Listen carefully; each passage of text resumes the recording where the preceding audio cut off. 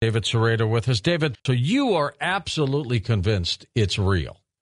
Well, I'm convinced his science and his stories are real, and there's two more that are astounding.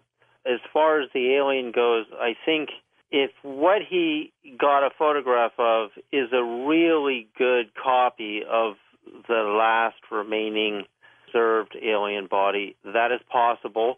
There's no doubt that the details on the one I'm looking at right now surpass any of the dolls by hundreds to thousands of times in accuracy and fine detail. Spielberg and Close Encounters of the Third Kind, still my favorite movie to this date, have this kind of detail that I'm looking at right now. And so these are film. These are not digital, printed on Kodak paper. You know, the same year, this is 2008, that I was in Texas with Boyd. The photos were taken earlier than that when they invited me to go out and see the alien body myself, which I turned down. Early in 2008, there was the Stephenville, Texas UFO. And this is interesting because I really nailed Boyd on this because he works for Lockheed. He's one of their top scientists, and they're right there. Lockheed has bases all over Texas.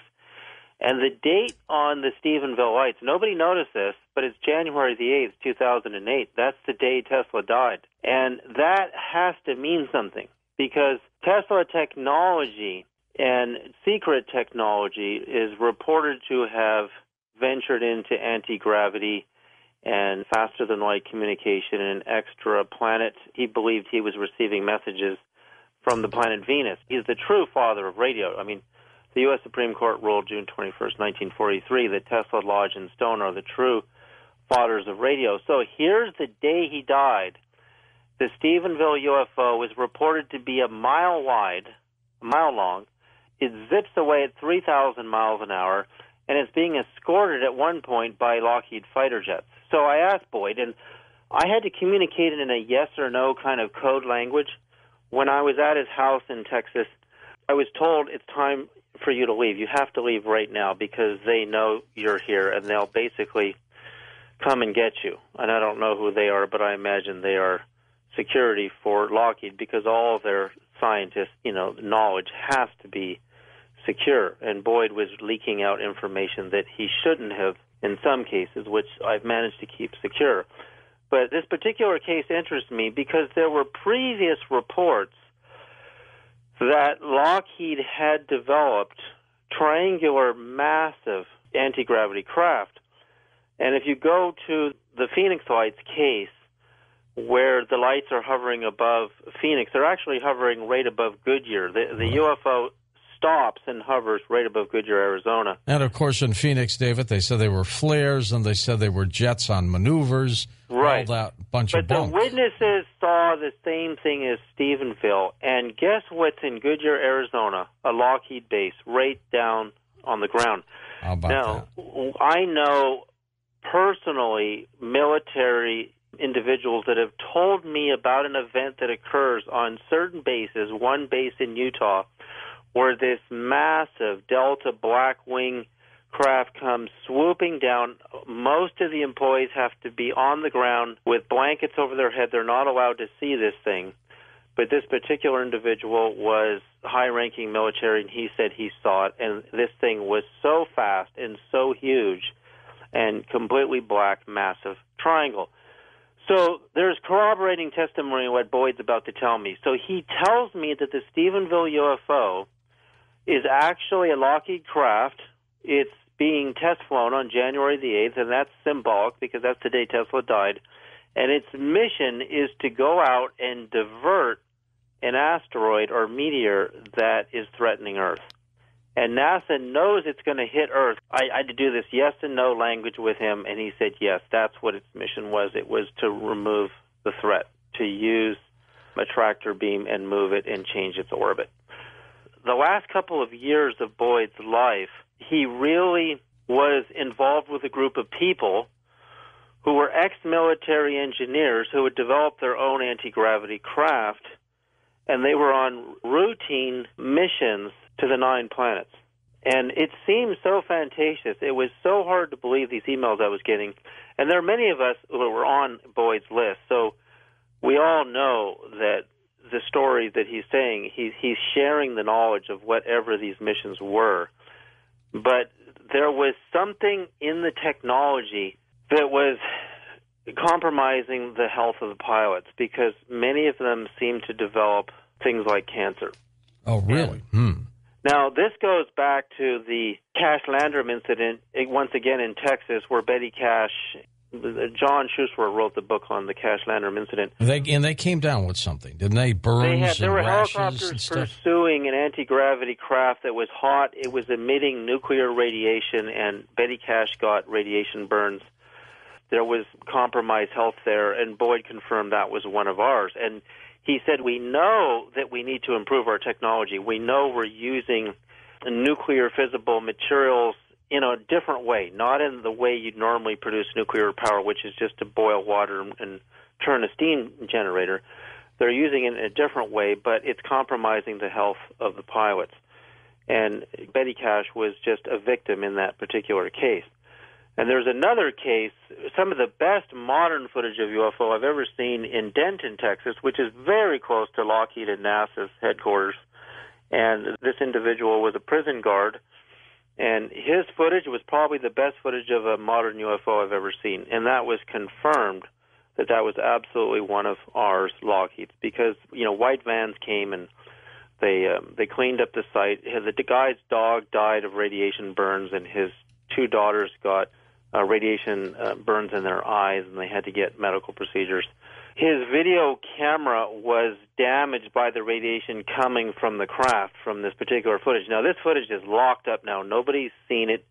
It's owned by Open Minds, and they haven't done anything with it. But it's an amazing case, and that was confirmed. So we know we have radioactive anti-gravitic power sources. We have extremely large delta wing. Lockheed makes, delta wing aircraft, the B-1, the B-2.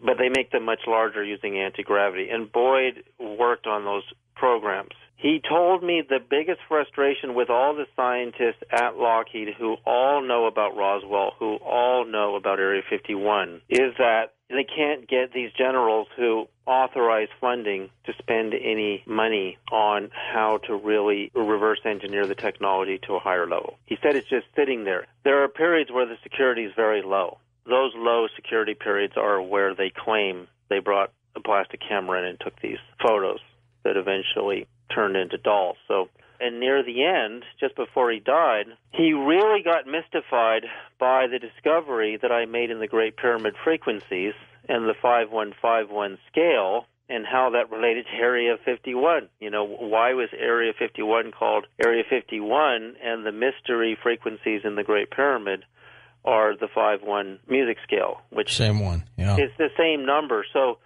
he started writing some of his other scientists about that, and they were watching my videos on YouTube, and he was very impressed and believed that faster-than-light theory that I came up with was very accurate. Let me introduce two of our special guests tonight. They are the co-authors of Impact to Contact, the Shag Harbour incident. Graham Sims has worked in journalism, publishing for more than 20 years. And we've got Chris Stiles with us. Chris is an independent UFO researcher. Chris, this evolution of investigating Shag Harbour, which you have done for years now, it is one of those incredible UFO cases. But to a lot of new listeners who aren't really familiar with what it is, why don't you give us some highlights about this case? Okay, I guess we should go back to the beginning there and just give a brief overview. Sure. Summer of Love, 1967. It's October the 4th, and it's sometime after 11 p.m. The moon had already set, and it's a clear night, which is we sometimes get, but is unusual here in Nova Scotia, what you would call a very transparent sky. You could see 6th magnitude stars with binoculars. And what happened is first people witnessed an unusual object come in from an easterly direction over the Gulf of Maine toward the village of Shag Harbour. And what people saw that were out that night was a series of lights which flashed 1, 2, 3, 4 in sequence and then all together. And this pattern would repeat again and again. All witnesses were consistent in that they described an object that was at least 60 feet in diameter. Most people from a distance only saw the lights and could make out the outline, but these things moved together. Anyway, the object hovered over the Sound, the local name for the water, just offshore of the village, hovered there for several minutes, then it tilted to a 45-degree angle.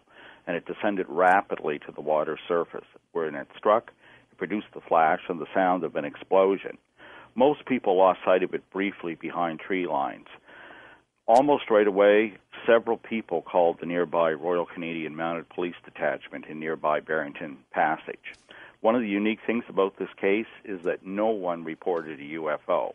Everybody who called the detachment simply said they'd seen lights or perhaps a large aircraft crashed into the water.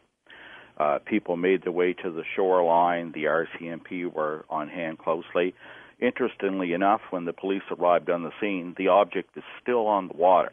At this time, it appears as a pale yellow dome moving about on the water, leaving a dense trail of yellow foam. 2 boats are commandeered, and they attempt to approach it, but before they can reach the object, it either submerged or disappeared. At the point, did the media at all get involved in this, Chris, at that time? Oh, yeah, the media came very quick. The immediate concern of the people by the shore and the RCMP on the scene was the possibility of survivors. They weren't sure what they're dealing with. Again, I can't stress enough, no one reported a UFO. And right. It was kind of like an incident years later here with the crash of Swiss Air 111. By the way, another interesting air crash case where Don Ledger, my former co-author, wrote a great definitive book on that. However, back to Shag Harbour, the thing is, at first it was the possibility of survivors. They commandeered 2 boats. The Coast Guard are contacted, the Rescue Coordination Center in Halifax, Nova Scotia. The military get in on the search. There were 2 nearby U.S. bases about 15 miles away. The former NORAD-based Canadian Forces Station Barrington at Backrow, and the Canadian Forces Station Shelburne Base, which was the coordination center for submarine detection in that day for the whole Atlantic. What was clear was as the people were on scene, the eyewitnesses, the RCMP, and as these various agencies became involved and all the details were being pooled together, the aggregate of the evidence spoke quite clearly that this was no conventional object. Also, as time went on, there was no missing and no late aircraft, so it became more and more mysterious. By the next morning, this was a national news story on the Canadian broadcasting system through CBC, newspapers, etc., and became a line story that went out around the world. Did anybody report seeing the object in the water moving along? Oh, yes, for sure. That's one of the other interesting things. In fact, I can give you a detail that often doesn't appear. When I was interviewing the officers, which was striking, they to them this thing still remained mysterious and like it was yesterday. When you talk to them, one of the officers, Constable Ron Pond, managed to take his field glasses from the trunk of his car, and he looked at the object, and the impression he had was that the object was moving toward open sea, and not just in the ebbing tide, but under its own power, and it was leaving a dense trail of yellow foam behind it that was at least described as 80 feet or 3 boat lengths in length, and eventually was a half a mile long by the time this object either submerged or disappeared. The other interesting detail we got from Constable Pond is this, that at some point when he was looking through his field glasses, it passed a very well-known local feature in the harbor that's still there, known as the Budget Buoy, and as it passed in front of it, the object eclipsed the entire vertical relief of the buoy, and it stands 8 feet out of the water. Huh. Okay, now, 3 days later, several days later, did they not send divers down there to look for this? Oh, yes, they did. In fact, there were RCMP divers the next day on the scene before the Navy got there. What happened is, as the RCMP reports and the local details from the eyewitnesses went through the Rescue Coordination Center, the next morning, the search was resumed by the locals at first light. But that report had already gone on to Canadian Forces headquarters in Ottawa. And it went to a division we had at the time. It was kind of our equivalent of Blue Book in your country. It was known, had the sort of slang term of the air desk in Ottawa. Okay. One of the unique things, though, about the air desk is they did actual on-site investigations. It wasn't simply just a filing system. And to put it in perspective, in that year of 1967, they would have done 9 on-site investigations, Shag Harbour being one of them. But what happens was once it gets there, after brief consideration, the order was given to Maritime Command in Halifax to conduct an underwater search ASAP. and 7 divers were sent down from Halifax from the Fleet Diving Unit. And once they went down, they didn't find anything, though, did they? No, they searched for several days down there until last light on Sunday evening. This would have occurred on Wednesday, like 11:20 or so. And they were, like I say, RCMP initially were on search. They were there by the Friday, noonish, and they dove until last light on Sunday evening. And basically it was a low-tech affair with pairs of men going down to the waters with flashlights. They laid out grid patterns. And officially they would have found nothing. Some of the military telexes that I had recovered that went between the bases report nil results. However, there are other curious features, like at certain points the officers tell the divers to simply, from now on, not to send anything written, but to give verbal updates only. Then there's other suspicions. There were certainly rumors in the community that appeared in the press that some objects, some debris had been brought up on a small scale. Let me bring you in here, Graham, and in terms of some of the work involved, did you find anything that was unusual about this case? Absolutely. The deeper we went, the more we found. Beginning with, Chris's initial investigation back in the late 90s. Once we talked to more and more witnesses, it became apparent that there was a lot more to it than on the official documents and telexes. In fact, it turned out there was a simultaneous search going on 25 miles away outside of CFS Shelburne, which is that secret base. At the time it was secret, which was responsible for all detecting magnetic anomalies all throughout the Atlantic. So that was basically the submarine detection base. So as it went on, after Chris began interviewing the divers involved, they let him know that the real action was outside of CFS Shelburne, that in fact that's where the UFO ended up, and that it wasn't only one UFO.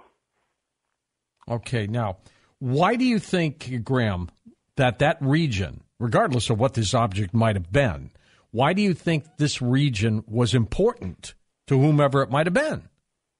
That's a great question. There's a few facets to that answer. But the immediate answer, I would say, well, there was the Pine Tree Line, especially during the Cold War. So that was the early warning radar system ostensibly for missiles coming from Russia. So there's many U.S.-Canada bases near there, CFS Barrington being the main one. So we've got a powerful radar there. We've also got this top secret base that has tentacles stretching out underwater all through the Atlantic. So that could have been of interest, certainly to a visitor. But yeah, there's lots of other more esoteric reasons that I could get into. But among them, just briefly, there is also something called the Orpheus anomaly off of Nova Scotia, and that's where one of the major geomagnetic and gravitic anomalies on this globe exists. So that's like a rift. It's one of the great rift valleys of Pangaea. It's one of the deepest rifts, underwater rifts in the world. So we see other ones in Puerto Rico, the Marianas Trench. There's one in India. So all of those have tremendous UFO activity, we know. So I think that could have been another point of interest. Is it possible that whatever was in here, in the Shag Harbour, never really left? There was great articles written by a fella, one guy in particular, William F. Dawson, who at the time was the head of the Royal Astronomical Society, and he speculated that this thing was still likely on the bottom.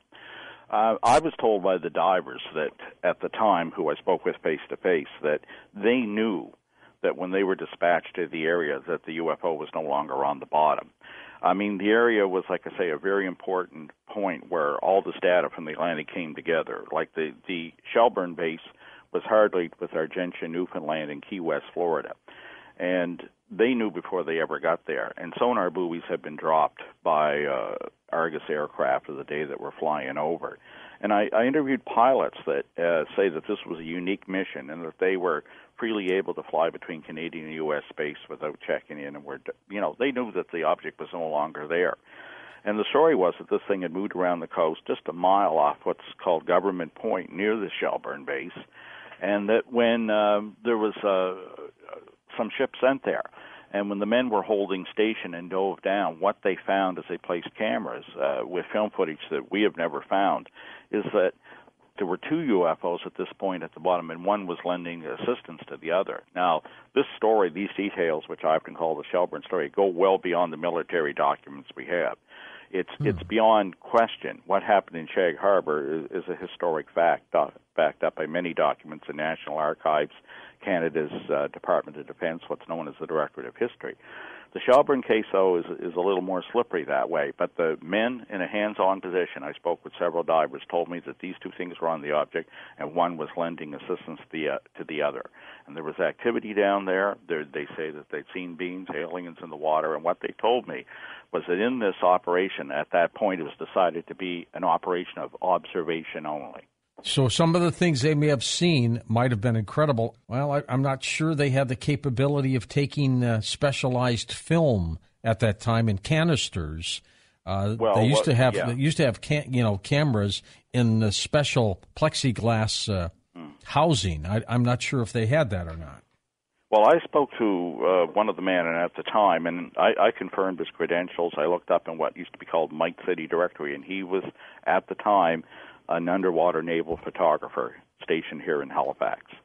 And the thing is, he claimed to have shot 400 feet of film, and that it was dropped off at the Defense Research Board in Dartmouth, Nova Scotia. Oh, my God. I'd love to see that, wouldn't you? Wouldn't we all?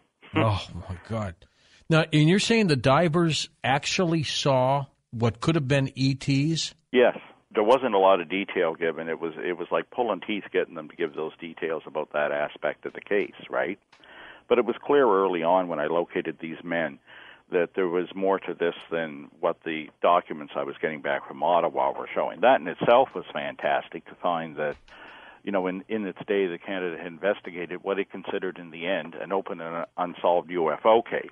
What was in Shelburne goes beyond that. And like I say, when you consider the mission of the base, the sensitivity, that it was the most important listening post in the community under a cover story, and what these men had to say. In fact, one of the divers that served with my father on one of the former ships here, HMCS Cape Scott, I knew him well in the house. I'd heard this story before. When I first came to their door 23 years later and they didn't know I was coming, they all sort of agreed and nodded and said, listen, the real story's off Shelburne. Well, it's still the story, as I call it, but it's fascinating. It's hard to imagine in the cold light of day, that you have military men sitting there looking at this operation just backed off and watching it, And the only people on these ships, how security works, everything's compartmentalized. The only men who know are A, the brass, and B, those in a hands-on position. And we've got two special guests for you now, Tom Carey and Donald Schmidt. Don, let me ask you this, and then Tom, I'll go to you. Why did they take these bodies and the apparent wreckage to Wright-Patterson in Ohio all the way from Roswell, New Mexico? Well, at that time, Wright-Patterson, Wright Field as it was called, would have been probably the most sensitive, most secret facility in the world. Now, granted, Roswell had the first atomic bomb as far as with the 509 bomb group headquartered there. But for all of the testing, especially anything that flew, post-World War II, anything German, Russian, Japanese, recovered by the American military. It was tested at Wright Field. At that time, it was called T3, which would become the Foreign Technology Division. So it made perfect sense that if you had something truly foreign, it would go to Wright Field. And then the rest becomes history, becomes part of the urban legend, so to speak, everything from the underground levels to the secret vaults to the refrigerized hangars that would house unique specimens as far as, and then even the cryogenically preserved bodies from Roswell and even other alleged crashes. So all roads led to, and especially at that time, led to Wright Field, Wright-Patterson. And then the irony that the three Air Force projects, Sign, Grudge, and Blue Book, would have also been headquartered there. So it's as though they were keeping everything in-house. And the point being that what people on the surface were not aware of, that all the true secrets of UFOs were right below the surface. And Tom Carey, of course, 1980, a movie came out called Hangar 18. Was there real Hangar 18 at Wright-Patterson? Hangar 18 was a term of convenience. The veterans who had retired from Wright-Patterson, they had retired to Florida, and some fellow down there by the name of Robert Spencer Carr, he billed himself as a professor, but he was just a high school graduate, but he was a UFO buff in the 1970s, and he started giving talk, and he would reference Hangar 18 at Wright-Patterson. Now, Hangar 18 is really Hangar 23. How did these people come to call it Hangar 18? The reason is that at Wright-Patterson, there's this Building 18 complex. It's Building 18 through 18G, A, B, C, D, E, F, G. But in that complex, there's one hangar, and that's Hangar 23. And that's where all of the back engineering from World War II took place, of your Messerschmitts and your Mitsubishis, as Don said, the Russian aircraft during the Cold War. That's where all that took place, was Hangar 23. But what happened was, since it was the only hangar in that Building 18 complex, the retirees down there in Florida would refer to it as Hangar 18. So it was a term of convenience. And what's interesting is right across the back alley there of Hangar 23/18 was Building 18F, where they kept the little bodies. It was the cold storage building. That's where they kept all things that they wanted to keep cold, especially biological material. And that's where the little bodies were stored. So they got cryogenic suspension devices to take care of the storing of them. But we have a witness who told us a couple of years ago, he said he used to work near Building 18F, and they would have these air vents coming from inside the building to the out. Aha. And on warm summer days, he said you would get the smell of something that smelled like formaldehyde and dead fish coming out of that building. Oh. So we put two and two together. Where might these bodies be now? Back at Area 51? Well, no. I think Don will agree with me on this, and he can comment on it. I believe they're in Utah, because the former head of the FTD, the Foreign Technology Division at Wright-Patterson, on his deathbed, he said, quote unquote, "We have 5 alien bodies in Utah." That would be Dugway, the former Dugway Proving Grounds, which is a lot like, secret Area 51, a lot like that, same purpose.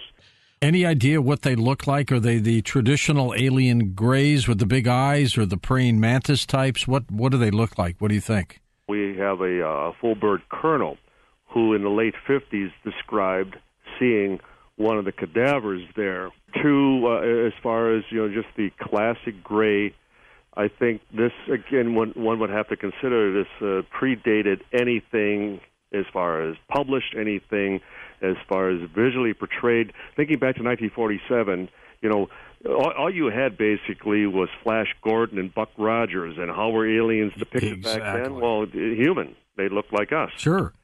And so for the very virgin, very pristine descriptions of the witnesses at Roswell and at Wright-Pat, this preceded anything that we have read and seen since. And it would come down to the short stature, the very large-headed, disproportionately large head, the larger eyes, diminutive nose and ears, and a slit for a mouth, that type of thing. But ashen gray in color. And at Roswell, they were all described as wearing a silver-gray one-piece jumpsuit. Weren't there 2 crash sites, Don? Corona and also Roswell? Well, we would say there were multiple sites associated with one event. I think that's where people often, then surmise that there was more than one vehicle. There was a debris field based on all the accounts, and that's the one site that we continue the archaeological work. There was, from every indication, even the former intelligence officer of the 509th Bomb Group, Major Jesse Marcel, described what appeared to be a mid-air explosion, raining debris that covered an area hundreds of feet wide by almost 9/10 of a mile long.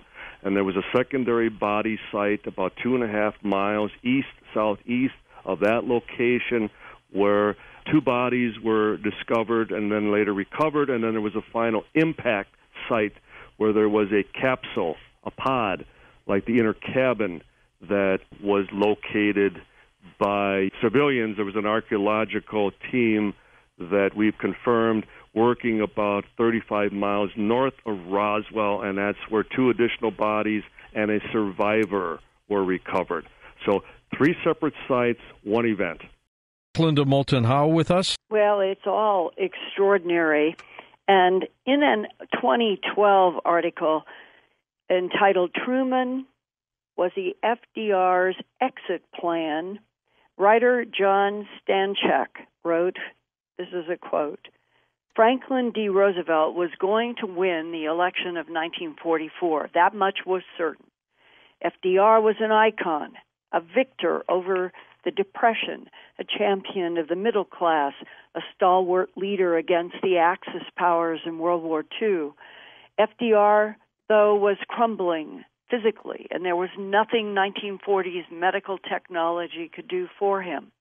FDR pressured younger, robustly healthy Senator Harry S. Truman of Missouri to be his running mate. And it took a phone call from FDR on the eve of the Democratic Convention to change Truman's mind. And this would be FDR's 4th unprecedented term as U.S. president. Author Paul Smith thinks behind the scenes, FDR wanted Truman because they both knew the great secrets of extraterrestrial beings and craft, and they were both Freemasons. FDR, General George Marshall, Harry S. Truman, and others had allegedly shared secrets about the April 12, 1941 Cape Girardeau crash, and only a few months later, in the early morning of February 25, 1942, they all were assumed to have talked about the Battle of Los Angeles. This was where we launched 37th Coast Artillery Brigade firing of 1,430 anti-aircraft shells at a diamond-shaped craft of unknown origin. And they could hear it ping when they shot things at it. That's right, exactly. It was glowing. They could hear sound, and it was above the Santa Monica Mountains, and there was also something above San Bernardino. And the question is, in that whole period, had each of those powerful men gone down into a sub-basement underneath the Capitol and stared at the 3 gray aliens in the 3 jars? Then 2 years later, in 1944, after FDR had won the re-election for the unprecedented 4th presidential term, how closely was FDR talking with his Vice President Truman and Chief of the Army George Marshall and others sworn to secrecy about the alien presence? Harry Truman would be vice president for only 82 days. On April 12, 1945, the news of President Franklin Delano Roosevelt's death was announced throughout the United States in theaters, schools, on the radio, and spread rapidly in Manhattan's Times Square. The New York Times wrote the next day, quote, "In home communities, Brooklyn, the Bronx, Harlem's, Queens, women left their dinners on the stoves to stand in neighborhood groups, passing the word or discussing it with bated breath. Groups, small at first and ever-growing, assembled in silence wherever a shopkeeper had turned his radio speaker toward the street," close quote. Truman told reporters how the news of FDR's death hit him. Quote, "I felt like the moon, the stars, and all the planets had fallen on me. If you ever pray, pray for me now," close quote. The public was told the cause of FDR's death was cerebral hemorrhage. But author Paul Smith found that there are many reasons to consider a different truth. That President Roosevelt put a gun to his head and pulled the trigger. First, Paul and I pick up again with the Cape Girardeau UFO crash history that was followed by the UFOs over Los Angeles 10 months later and the correspondence between FDR and General Marshall. FDR, Truman, George Marshall, Vannevar Bush, all of them knew about alien beings and extraterrestrial technology by April 12th, 1941. That's correct. And in one of FDR memos, he mentioned we need to restrict this information. It was something you didn't talk about, and barely behind closed doors and with certain right people. You didn't talk about it, certainly with the press or the public. I'll give you a small example. There's a story of a man named Philip Reynolds who came forward in 2012. His grandfather was Mr. Walter Reynolds, a Cape Girardeau fireman. On his deathbed, Walter had cancer. He apparently confessed that not only is Pastor Huffman's story true, he said, I ought to know, I was there fighting the flames, saw the bodies, I peeked into the spaceship too, and that he picked up some of the crash debris. The Army caught him trying to pocket it, and they forced him to turn it over, booted him from the crash site, and in the aftermath, he felt that he was being watched, spied on around town, and that his telephone was tapped. It was not too long after, just a few months, that in February of 1942, the Los Angeles Times carried a story of American artillery shooting at what appears in a photograph to be a glowing diamond over the Santa Monica Mountains. It's referred to as the Battle of L.A., and our government tried to get away with explaining that they were shooting at what they thought was an invasion from Japan following what had happened in Hawaii only a month and a half before. Right. But we now have documents between George Marshall, the Secretary of War, and FDR referring to celestial vehicles, bringing down two celestial vehicles, one in San Bernardino and one in the Santa Monica Mountains. That would have been then not long after the Cape Girardeau revelation. That's correct. President Roosevelt relied so heavily on George Marshall, and we have a 42 memo that was leaked around the year 2000 discussing the application of this non-terrestrial know-how in atomic energy and how it should be used to perfect a superweapon of war. FDR was burning with rage after Pearl Harbor, and he wanted something done, anything that would give us an advantage over the Nazis and the Japanese Imperial Army. He wrote to General Marshall, finding practical uses for the atomic secrets learned from the study of celestial devices. It is important for exploring further application in this new wonder. And in a 1944 memorandum to Dr. Vannevar Bush's Non-Terrestrial Science and Technology Committee, Roosevelt emphasized again the application of non-terrestrial know-how in atomic energy must be used in perfecting our superweapons of war. We must take advantage of such wonders that have come to us. And I congratulate you on coming to grips with the reality that our planet is not the only one harboring intelligent life in the universe. Why do you think that Franklin Delano Roosevelt, his Vice President Harry S. Truman, his advisor Vannevar Bush, and others, why would they have immediately wanted to keep this a secret from the American public in a government that is supposed to be of, by, and for the people? It boils down to secrecy at all costs is often the motto of the Army intelligence. So it was best to avoid a panic at all costs and just cover things up until at least we knew what was going on.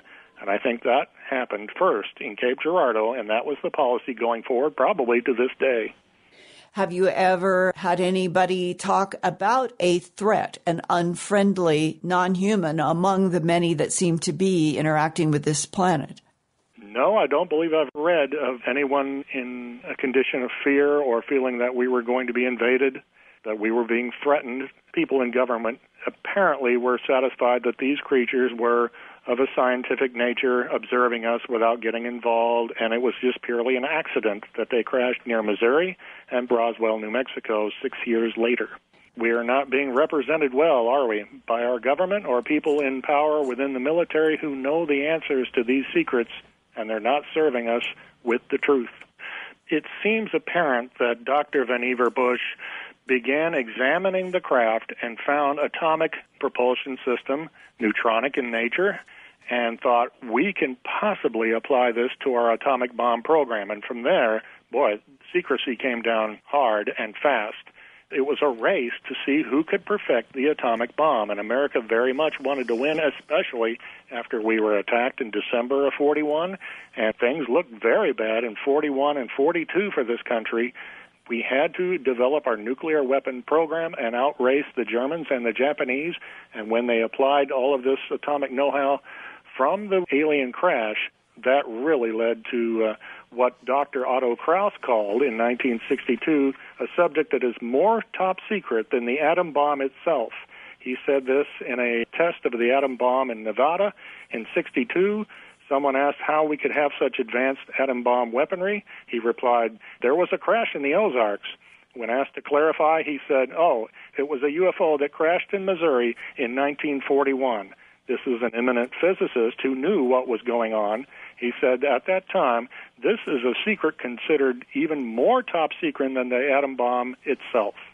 In 2016, what is your own personal perspective on this strict policy of denial and lies since World War II and Cape Girardeau, keeping from the American people the truth that we're not alone in this universe, never have been, and that our government has been back engineering extraterrestrial technology and keeping it all from us? I would like to see information finally admitted to. They can do what is called in the CIA a limited hangout, in which they reveal some things but not everything. It's not necessary anymore, in my opinion, to keep these secrets from the American public. The basic fact that we are being observed, and a few of these creatures have crashed on American soil, and that they do not represent a threat to us, but we can only count on our democratic form of government in America to hopefully give us the truth someday. As you write about the controversy over the death of FDR, that ever since the April 12, 1945 announcement that FDR had died of a cerebral hemorrhage, dozens of people have leaked that it wasn't just a hemorrhage, that he had asked for a gun and shot himself in the head. He may have made the decision to take himself out to end his misery. Roosevelt was a devout Freemason, and Masons always show up at the funeral of a fellow member to perform services, but they did not in FDR's case, not at the White House and not at Hyde Park. Very, very suspicious that, once again, Masons will not show up if you commit suicide. We're talking about 1944. Franklin Roosevelt left the White House with only a handful of aides and convalesced in South Carolina at a private estate by the seashore. His secretary recorded in her diary at that time, her great surprise, that the president asked seriously that a loaded handgun be brought to him. Now, he made it through that period of time. It was very difficult for his health, but obviously he had a loaded gun on his mind, and a year later he made it up to April of 45, the 4-year anniversary of the Cape Girardeau UFO crash. He separated himself from the White House and almost all of his assistants and all of his family and traveled to Georgia, where only a couple of secretaries and a couple of aides came with him. He spent almost 2 weeks in Warm Springs at what was called the Little White House, when he apparently, allegedly, pulled out a loaded gun from his lap robe and ended his life, knowing that he was probably dying anyway. It was the exact 4-year anniversary date of the Mo 41 crash, and it made the new president, Harry Truman of Missouri. And Truman told the press, "I feel like the moon, the stars, and all the planets just fell on me," which is a highly ironic statement coming from the 4-year anniversary of what happened in Cape Girardeau, a town he knew fairly well. In 2005, so many people started chiming in on online forums with their own family narratives of how they had been told long ago by an FBI agent, a Marine guard, a nurse, the Secret Service, someone in their family had been told by various sources the same story, that Franklin Roosevelt pulled out a gun and ended his own life, and that they had to go with the story of a cerebral hemorrhage, which was technically true. Leaving out the bullet. Right.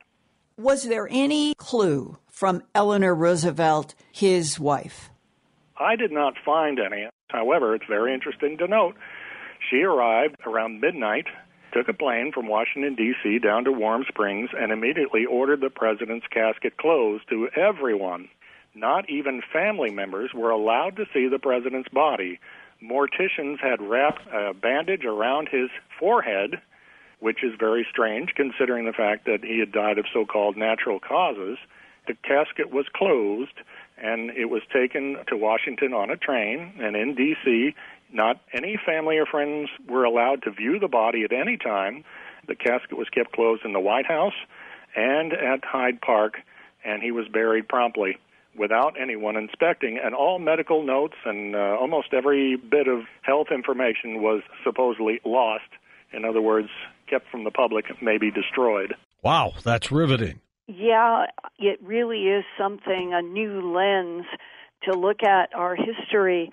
And remember that about that same time when Forrestal was appointed the first Secretary of Defense by Truman, and he had not been Secretary of Defense very long, a couple of years, and he went out the glass window in the Bethesda, Maryland hospital, where he had been, I guess, the family, the administration, who knows who got him into that hospital.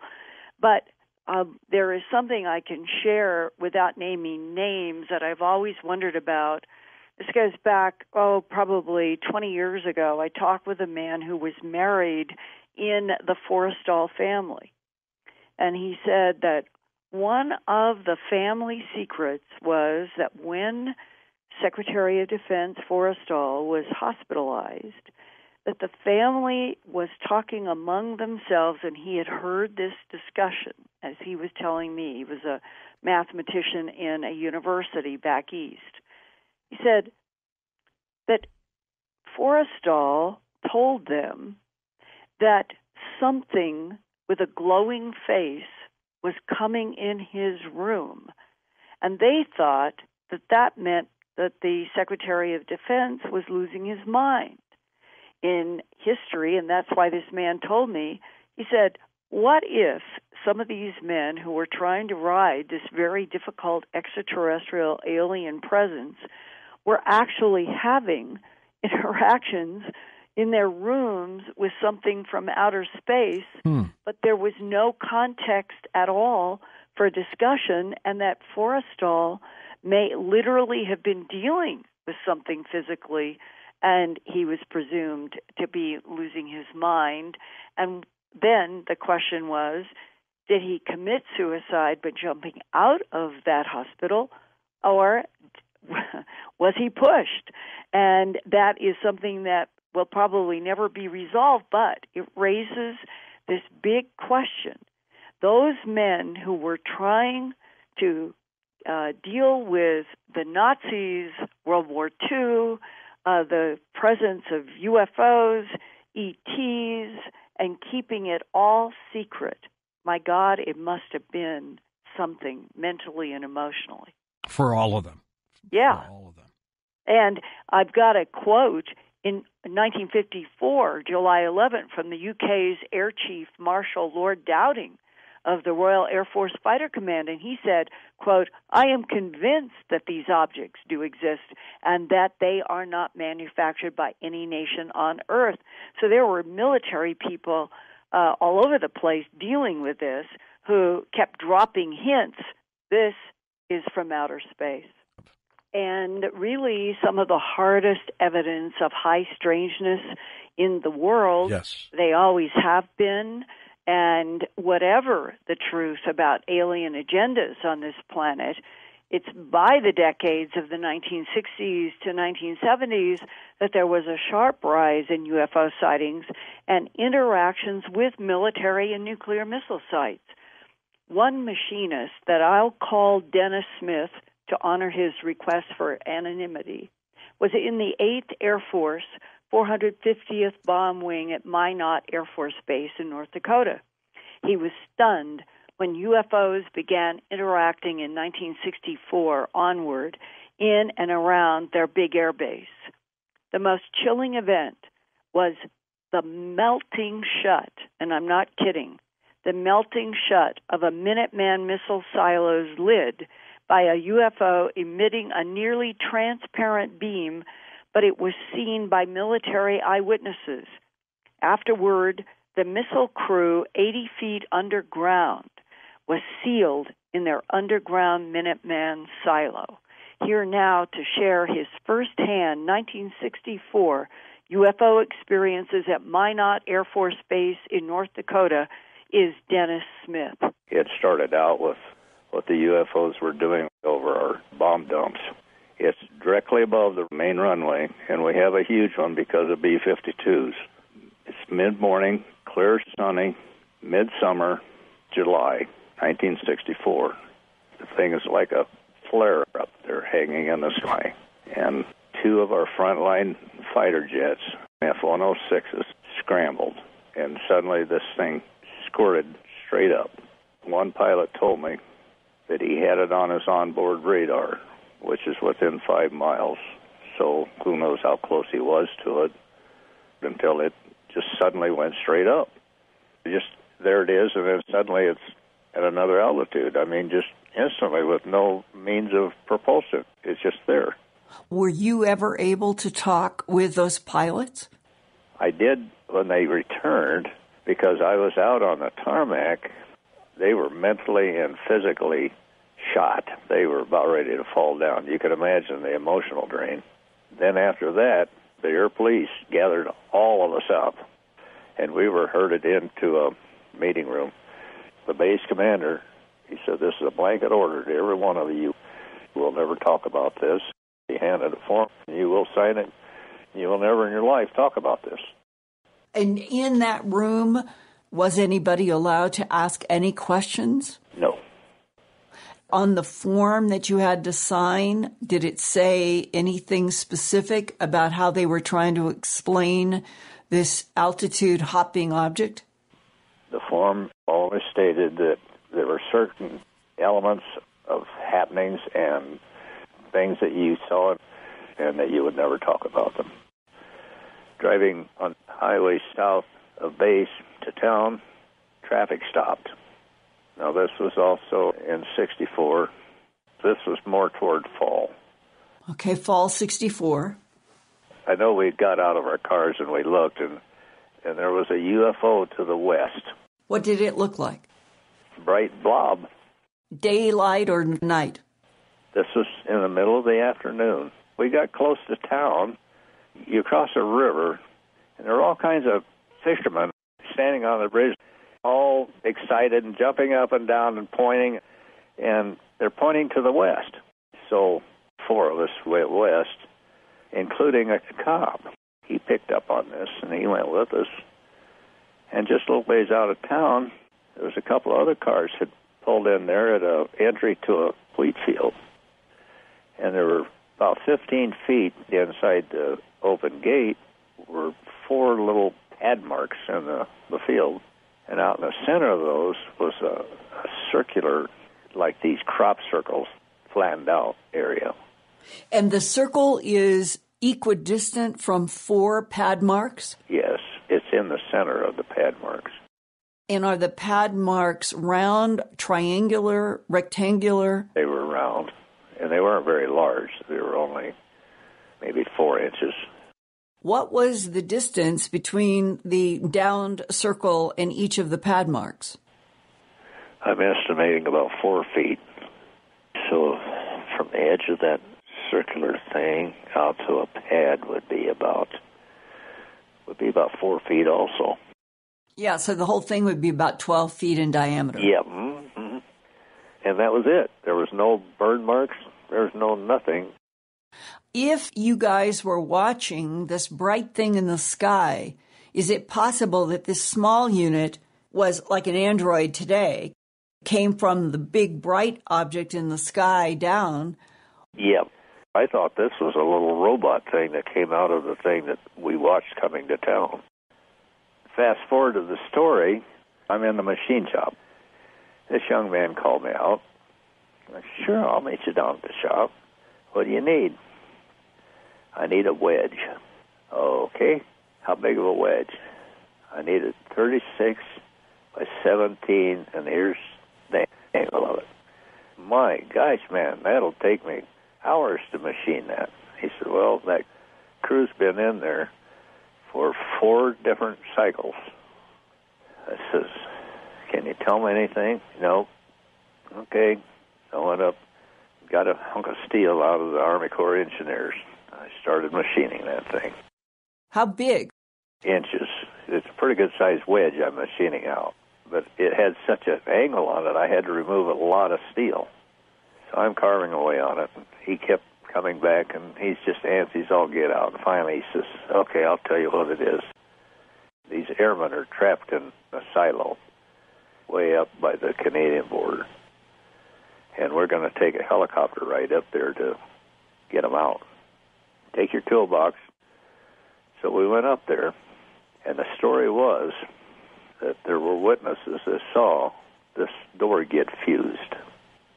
And he figured out that if he drove this wedge in with a portable hydraulic unit, that he could break that loose and get it to swivel around and get those guys out of there.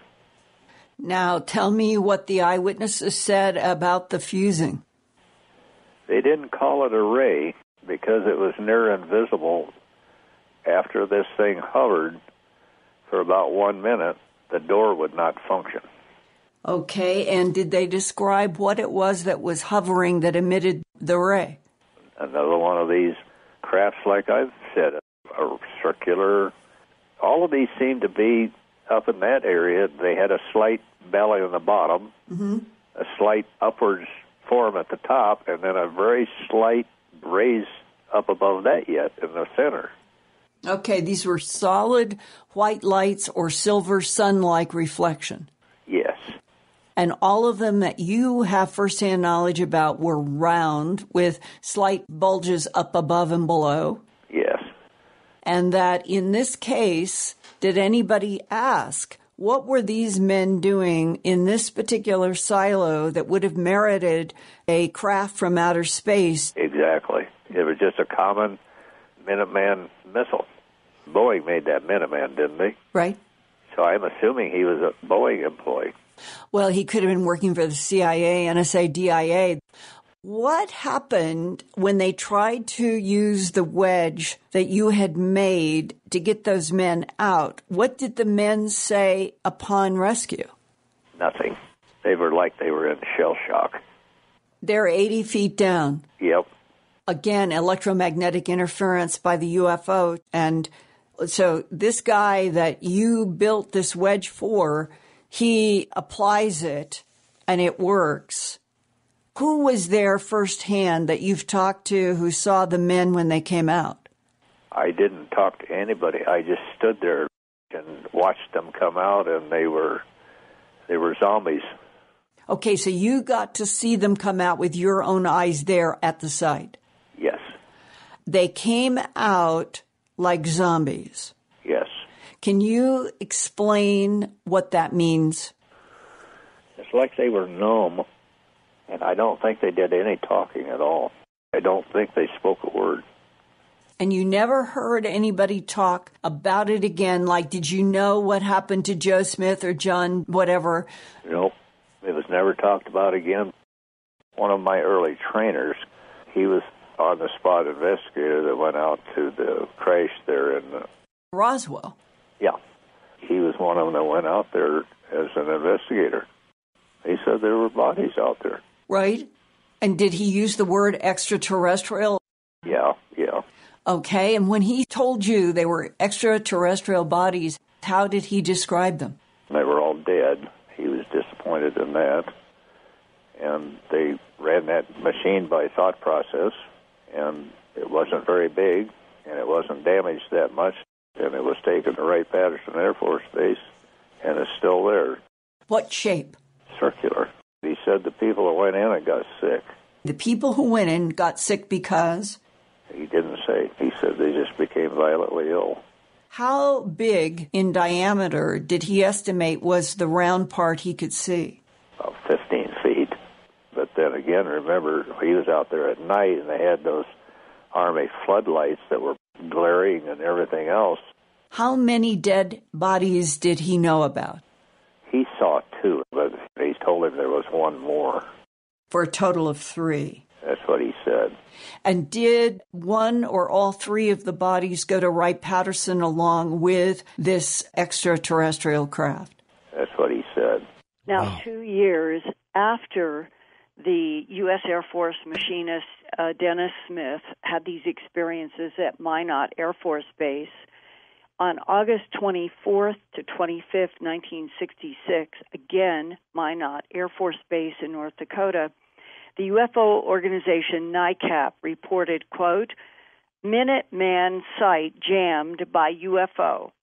A United States Missile Program supervisor claims that mysterious, unidentified flying objects have seriously imperiled national security. Raymond Fowler, project supervisor on a Minuteman missile program near Boston, asserts that UFOs have penetrated the restricted airspace above America's missile sites, jamming vital electronic equipment. He also says the objects eluded fighter aircraft scrambled to intercept them. He says that he talked with an Air Force officer who had been in one of the subterranean launch control facilities of a North Dakota Minuteman site on August 25, 1966, when radar operators picked up a UFO maneuvering over the base at 100,000 feet.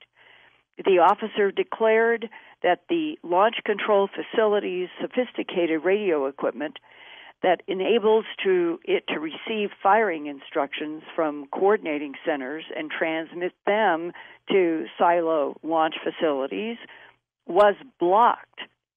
They were blocked out by static when the UFO hovered directly over it. Mr. Fowler recalls the officer saying that he could conceive of nothing on Earth that could cause the equipment to malfunction from such an altitude, emphasizing that it was working perfectly before the object appeared overhead and after it left, quote. Later on, the Minot Daily News had this headline, Minot Launch Control Center saucer, cited as one indication of outer space visitors. You know, George, it's amazing as you go through the history how all of us had no idea that these kinds of local headlines or these events were taking place in the 1960s in our extremely sensitive Minuteman missiles. They would have been lead stories all over the place. Yeah, if all of us had known, and it's amazing what has trickled out over the last decades. And here's another one on the next year, March 5th, 1967. Again, Minot Air Force Base. Air Defense Command radar tracked an unidentified target descending over the Minuteman missile silos of the 91st Strategic Missile Wing at Minot. Base security teams quickly converged on the area and saw a metallic, disc-shaped craft ringed with bright flashing lights moving slowly. The disc stopped and hovered about 500 feet off the ground as security police held their fire and watched in awe. Suddenly, the object began moving again and circled directly over the launch control facility. F-106 fighter interceptors were standing by on the flight line waiting for an order from NORAD to scramble. When the order was not forthcoming, Minot Air Force Base operations decided on their own to scramble the interceptors. At that exact moment, the UFO climbed straight up and streaked away at incredible speed, which is what Dennis Smith was observing himself in 1964. Mm-hmm. And then 1 year after that, in 1968, southwest of Minot, a military policeman received a call to one of the missile silos. The sergeant on duty and 2 other men traveled to where a UFO was hovering over a missile silo. They found the gate, and the gate locks to the missile silo were opened. The guards were reported to be motionless like statues, as if their bodies were under something else's control. the sergeant contacted officers down in the silo who were very upset. The officers said the missile had become, and this is a quote, armed and unlocked in launch mode with an armed warhead. Wow. Close quote. Dangerous. Well, I mean, we're talking about the ability for UFOs, ETs, alien technology from someplace else that, as Bob Salas says, who had his own dramatic experiences at Malmstrom, we're dealing with an intelligence that is trying to make it clear they don't want nuclear missiles to be launched, and they're apparently trying to demonstrate that they are going to stop any efforts, and they're going to show us that they can either pull off line all of the missiles like they did at Malmstrom, or that they can manipulate from 100,000 feet or 1,000 feet or wherever they are. They can literally take control of these Boeing-made Minuteman missiles 80 feet underground and do so in a way that I interviewed, 15 years ago. It was a Boeing engineer, and he was specifically called in on the Bob Salas case at Great Falls. And he told me, he said, I know how these missiles are wired. I understand what's going on underground, and there was no possibility that anything that we made could have been brought down a few seconds apart as they were with Bob Salas, 10 missiles. He said it was not possible. So he said it means that whatever these UFOs are, whatever is inside them, they have the ability to electromagnetically interfere with missiles and take control in means that we could not have produced with wires on the ground or underground. And that is a sobering thought.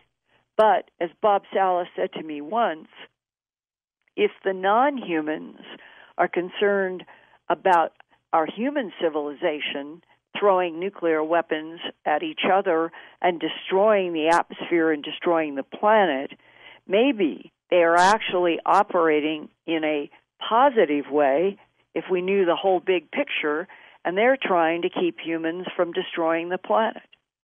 The 60s, of course, a very turbulent, tumultuous time, even for the UFO movement.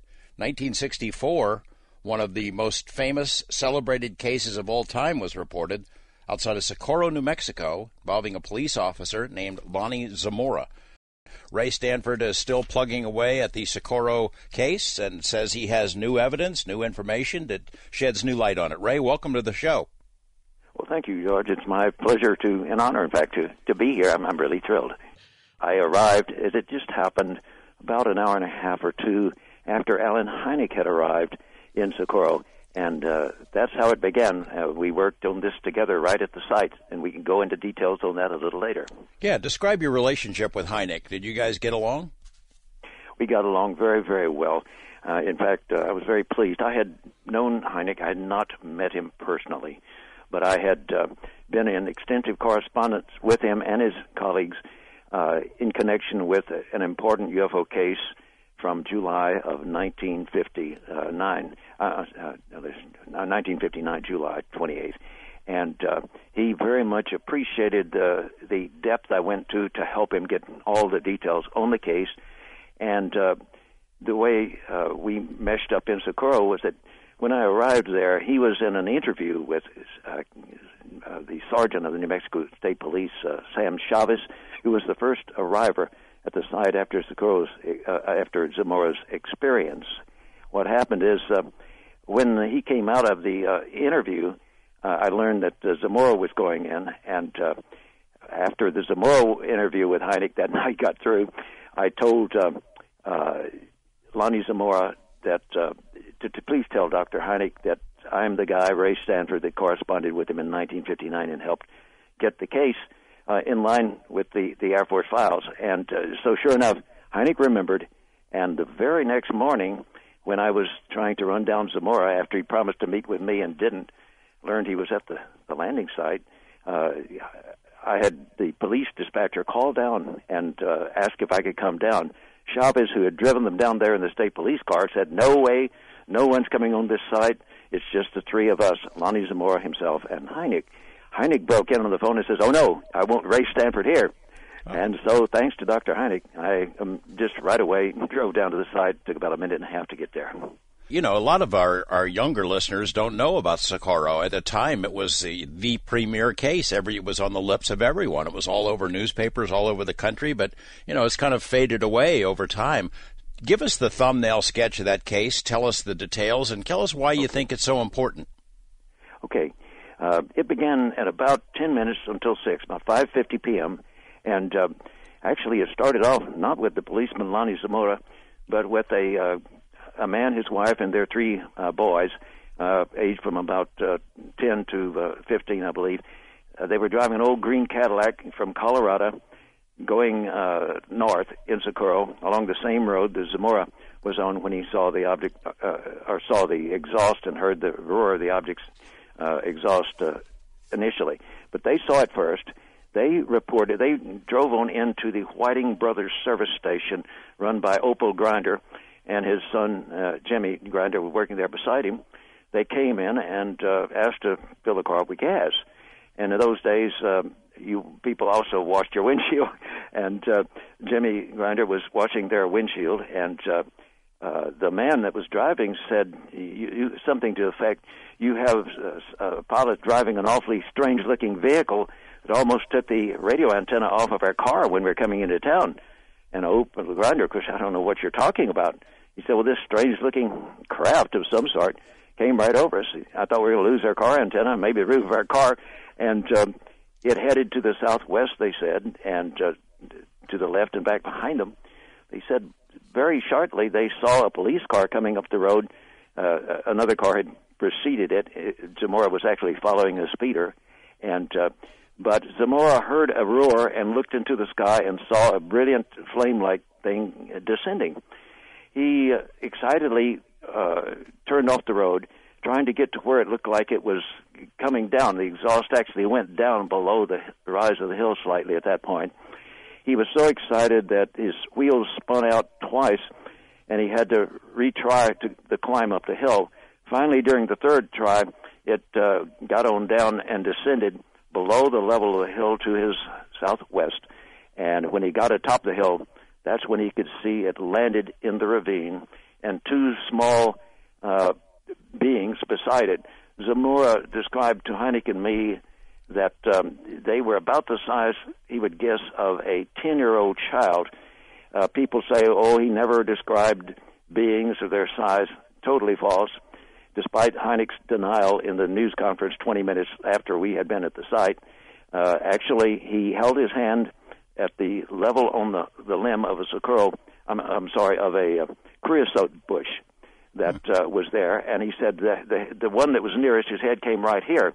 He was turned slightly away, he said, and when my car topped the hill, he thought the occupant had heard him because it jerked around as if kind of startled and looked in his direction. Now, he said that they were small. They had what looked like white coveralls. He did not see any unusual headgear at all. They just looked surprisingly small. And that was the only sight he got of the occupants. The next thing was that his car, in following the road to get over to where it had come down in the ravine, he had to lose sight of it. At that point, once he regained the top of the hill, he could see down into the ravine. Now, contrary to the reports in the Air Force file, and everyone else has started this, I know exactly where he parked. That day that I was there, it was pointed out to me that Dr. Hynek had asked Lonnie Zamora to see that the car parked where he had parked his. So Chavez drew his police car to the exact point where Zamora was under Zamora's instruction. Now, people have said that he was 150 feet. Others have said more from the object. He was not. As Dr. Hynek stood there, I opened the car door to get into the position where Lonnie had been and to kind of get the feeling for the situation. Dr. Heineck said, I'd like you, Ray, if you would, to take your pace, take about a 3-foot pace as best you can down the slope. Let's see how far it was to where the object was landed. I just paced it off first from where Zamora said he had stopped and hit the dirt. Now, he had been trained in the military to, when you have an explosion, you hit the dirt as quickly as you can with your head, if possible, in the opposite direction of the explosion. This is exactly what he did at 15 feet from the car. His feet were about, as I walked it off, 35 feet from where the landing exhaust, which was centered under the craft, had been in the ravine. So there you have the 15 feet from the car and the 35 feet additional, which gives us about 50 feet. That was his distance. And he had his glasses on all the time, his sunshades also. And when he hit the ground, they remained on. When he realized it was not an explosion, the sound when the object took off and made another roar, a terrible roar, he, at that point, realized he was going to survive the thing. It was not an explosion. So he got up and headed for the car, looking back over his left shoulder. And because he was doing that, he hit the back fender of the car, and his glasses came off. Then he ran on beyond the car some distance and turned around, shielding his eyes to some extent with one arm. But he watched the object roar only for about, till it got about 20 feet above the ravine bottom. The sound cut off with a down whine sound of a high-pitched to a low-pitched sound, and then it was completely silent so far as he could hear. Then it took off, and he estimated, I believe, over about 100 miles an hour across horizontally, completely horizontally, across to the southwest, directly into the wind, and till it got over about the Perlite Mill, which could be about a little less than a mile away, at which time it angled steeply upward and in a short while disappeared with distance, not going over the horizon, but with distance, climbing almost vertically into the sky. Wow. Describe for me the media presence in the days afterward, how the story was treated. I mean, I have it in my head. I don't remember. I was too young at the time, but I have it in my head that it was big news, that the story spread really fast and far. And I can imagine what it would be like today. You'd have every tabloid show, every TV news crew. You'd have the Kardashians there. The case would be ripped to shreds probably on Twitter and Facebook, and it would be overwhelming. But what was it like back then? Well, actually, it did get into the media very rapidly. As I said, my friend from Texas called me on Sunday morning. But what happened is Walter Schroed of Radio KSRC in Socorro, who was a wonderful man and very cautious and intelligent owner of the radio station there, he, of course, monitored police radio and state police radio. So he heard as something was going on. He got onto the case very quickly, and he was responsible for it initially getting out on the wire. Amazingly, the Associated Press carried a crude illustration of the object landing in the ravine, or landed in the ravine, and accurately, it had the accurate inverted V with 3 lines across it, red symbol. Their illustration was black and white, but it had been red. That was the correct symbol that was actually described by Zamora, contrary to what was later claimed when he was asked by the Army Captain Richard T. Holder to obfuscate the real symbol and substitute a different one. That's a story we can go into if you're interested. Oh, yeah, we'll do that. But, yeah. But what happened there, when I was there was no one there in the media except Walter Schroed at the media conference, me and Walter Schroed, and that was it. Describe the level of activity, the level of interest that you displayed. I read that you had put more time into researching this case than everyone else combined. So did you stay there? How is it that you sort of stayed on the trail? Days, but I lived in Phoenix, and I made repeated visits to Socorro right on through late August that summer, and even later, further on as well. Numbers of times I've been to Socorro. I can't count on both hands probably the times that I went there to follow up on various issues. But there was a lot of things that that you had to get on the inside to find out. I mean, most of what was told publicly, the red symbol, for example, the obfuscation of the occupants, it was the FBI agent, Arthur Burns Jr., that told Zamora, if I were you, I wouldn't describe the small occupants beside the vehicle. An interesting thing, someone asked me on the phone just a couple of days ago, said, I don't understand why they would ask him not to describe that. And I said, well, it's obvious. When you describe beings that are apparently have piloted this craft and are only the size of 10-year-old kids, you're not talking about test pilots. Test pilots are normally the size of normal adults who are going to fly a test vehicle. You're talking about something that leads, at least from the public perception, to the idea that these might have been extraterrestrials. You make the point in the book that the FBI didn't want anyone to know that they were involved in it, but they were involved in it. That is correct. He in fact, it's in the Blue Book files. There's actually a statement that Captain Holder put at the bottom of his report that has been asked by the FBI that Burns not be described as being involved with the case, but he was actually heavily involved. He stood there and sat there during the interview that Captain Holder, who was the uprange commander of White Sands at the time, made with Lonnie Zamora, starting sometime around or after 6 o'clock that evening. It lasted in the sheriff's office until about 1 a.m., and Burns was there the whole time. And this brings up an issue that we could get into later if you're interested, about the film that was taken right after the object had left. The first pictures that were taken, and the only that night, were taken by New Mexico's senior patrolman, Ted V. Jordan. He had arrived in his police car just after Chavez arrived.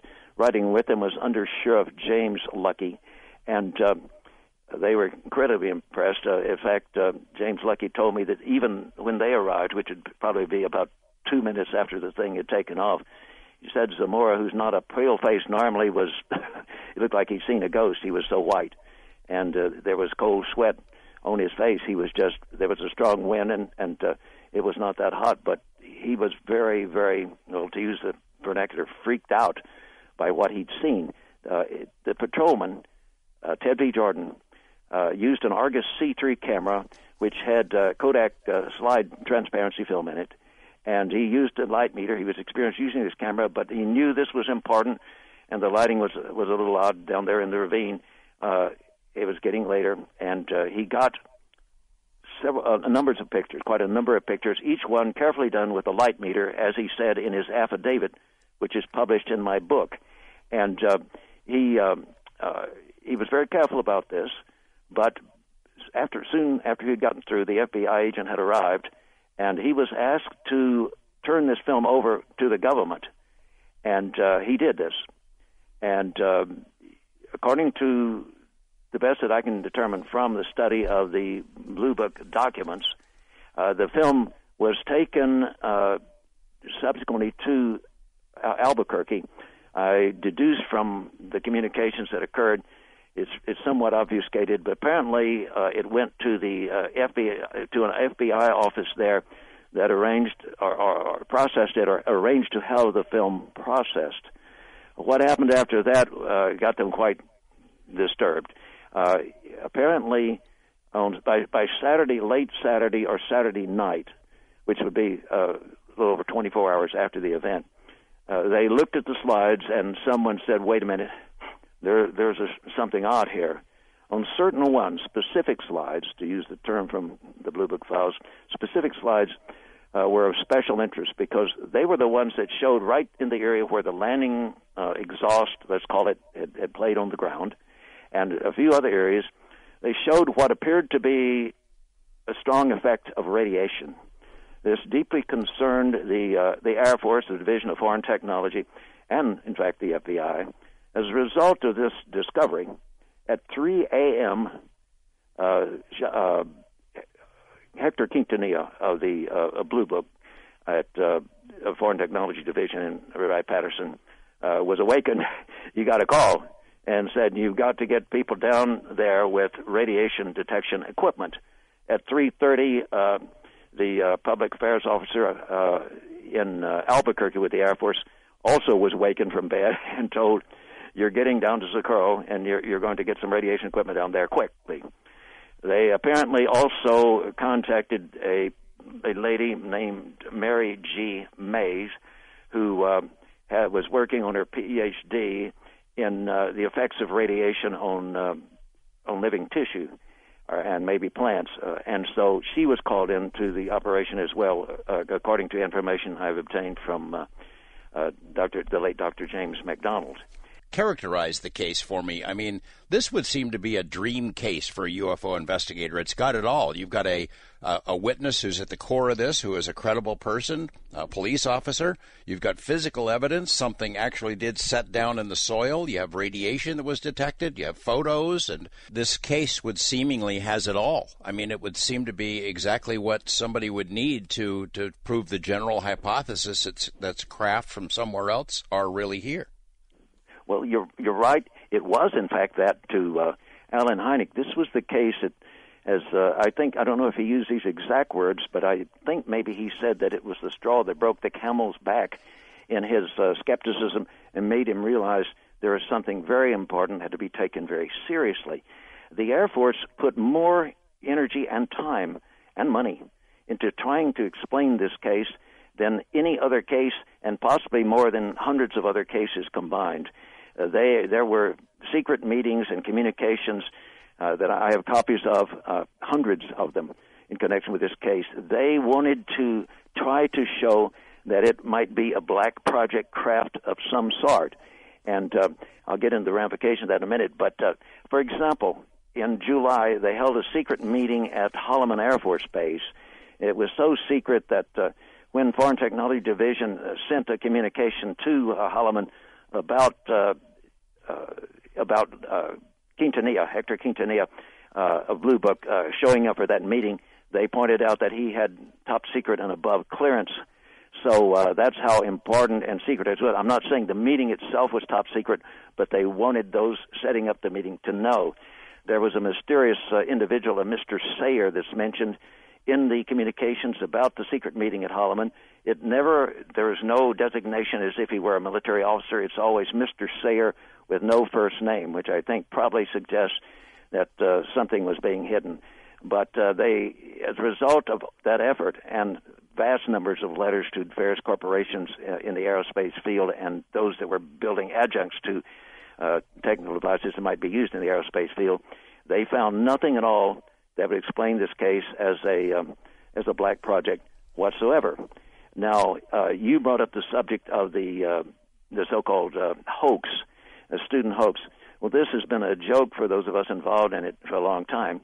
When I was there in Socorro, the owner of the radio KSRC in Socorro, we were having dinner one evening at a restaurant there, and he said, something funny. He said he went over and talked to Dr. Colgate at what is now called New Mexico Tech, and he said he asked Dr. Colgate what he thought about this, and Colgate said, it had to be a student hoax. And he said, why do you say that? And he said, well, it had to be because the distances from the stars are too far, and it couldn't come from anywhere in the solar system. It has to be a student hoax. He said, do you have any evidence? And he said, no, I don't have any evidence, but I know that it was because that's the only thing it could be. Well, that's not science. That's opinion, and it's highly prejudiced opinion, I believe. Every single claim that has been made that this was a student hoax is totally refutable. From the word go, from every step of the alleged hoax, it's totally incompatible with the facts. All right, you have to believe that the hoaxers were psychic. They had to know that there was a car coming north up the road, and that they had to know where Zamora was. Zamora was on free prowl that day. He was driving around in various locations. He would be difficult to know. They claimed that, they had a guy lead him out there. They alleged that a guy led him out there past the site so he would hear the roar, see the flame, and then see a hot air balloon in the ravine. Well, the tourists saw it come over the top of their car, almost take their antenna off, And we know the timing was right because Opal Grinder, the service station manager, and his son, when asked what time was this that this happened, they said, well, we don't know the exact time, but what we know is that my wife was really pressed. She was taking the deposits for the day to the bank, and it closed at 6, and she was afraid she was not going to make it. So it was just a few minutes before 6. She was terribly rushed. So we have a good time scale on that. Now, they had seen this.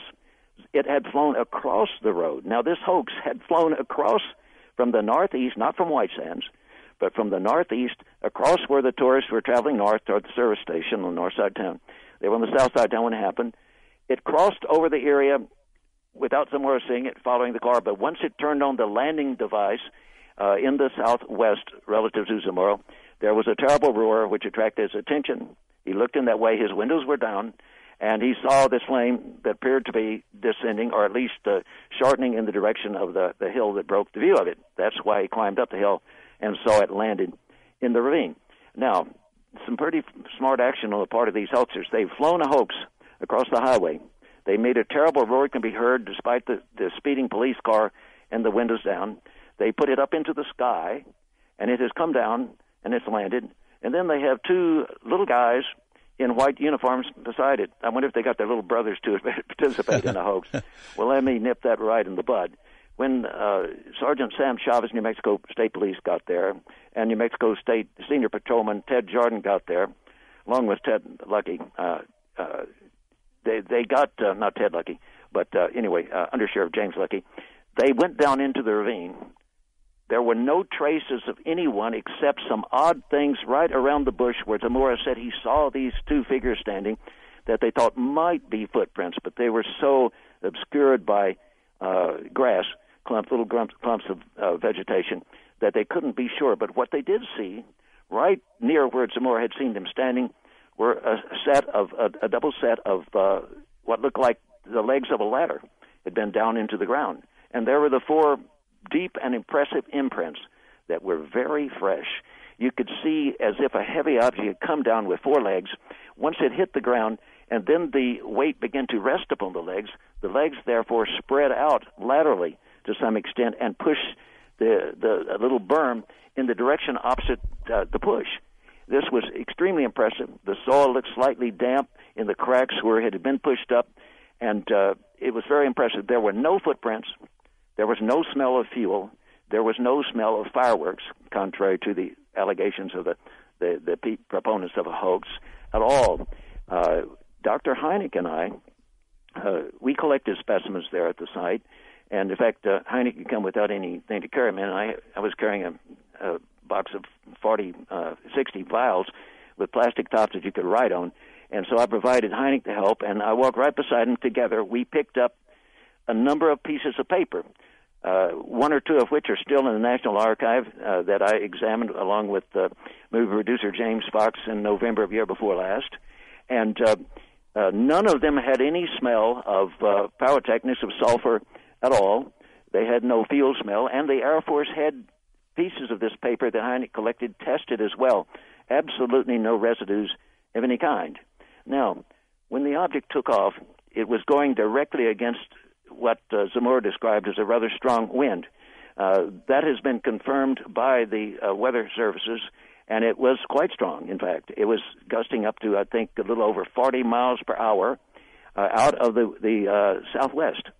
And the object flew off directly into it. Well, in the first place, what Zamora saw did not look like a hot air balloon. Zamora had seen plenty of these in New Mexico. There was no evidence that it was a hot air balloon, and the landing gear had retracted into it, and it had a large red insignia on the side. Let me correct another myth about this. In the Air Force reports, in the file, there is a cover-up of what the symbol was as well as the size of it. Zamora told Chavez that the thing on the side of it looked to be from 2 to 3 feet across, a large red insignia that was an inverted V with 3 lines across it. Now, Heineck interviewed, as I said, Sergeant Chavez before he interviewed Zamora, because Zamora was still on duty. And Chavez he called Wright-Patterson, Division of Foreign Technology, and reported what he had heard from Chavez, and he take note. Now, I have just recently obtained, with the assistance of Rob Mercer, Ohio Section Director from MUFON, some documents that I think quite deliberately were not in Blue Book files, but I have evidence that conclusively shows that they are genuine.